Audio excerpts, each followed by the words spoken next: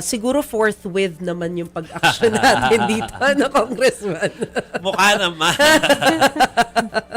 Forthwith at saka handa nga sila kahit dala-dalawa yung dumating na dalawang personalities yung i-impeach. Ano ulit kong yung timeline na sinabi niyo po kanina from the Office of the Solicitor General, 3 days, and then ano nga po? The ulit Office yun of po? the Secretary General. Sorry, Secretary General, yes. Then she has to submit it to the Office of the Speaker. The Speaker now has 10 session days to Okay. include it in the order of business. Tapos once ma-presenta na sa plenary, then there's, I think, 3 days to refer it to the Committee on Justice. So puro forthwith, assuming.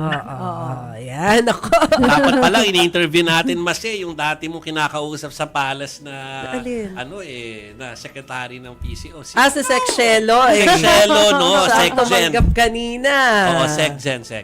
Pero Congressman Flores, thank you ha. At hinintayin nyo ang aming interview kahit na nag-break kami ng konti. Opo. Thank you. Maraming salamat po sa inyo, Congressman. Thank you, Kong.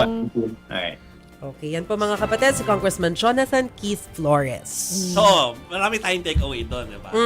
At least malinaw na ulit. Maganda yung paliwanag ni Pinaalala Kong, sa atin yung proseso. So, alam na natin na 10 days. Or, 3, 10, and 3. Oo, So, talaga 16. ako ngayon ang take-away ko personally.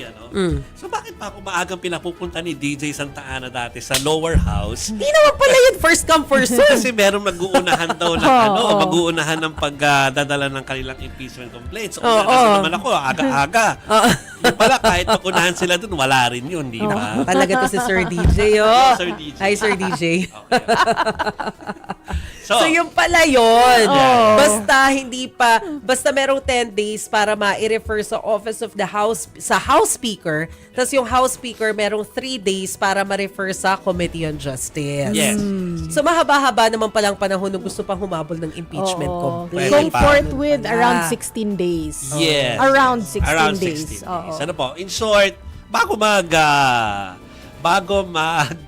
Valentine's Day. Ayan.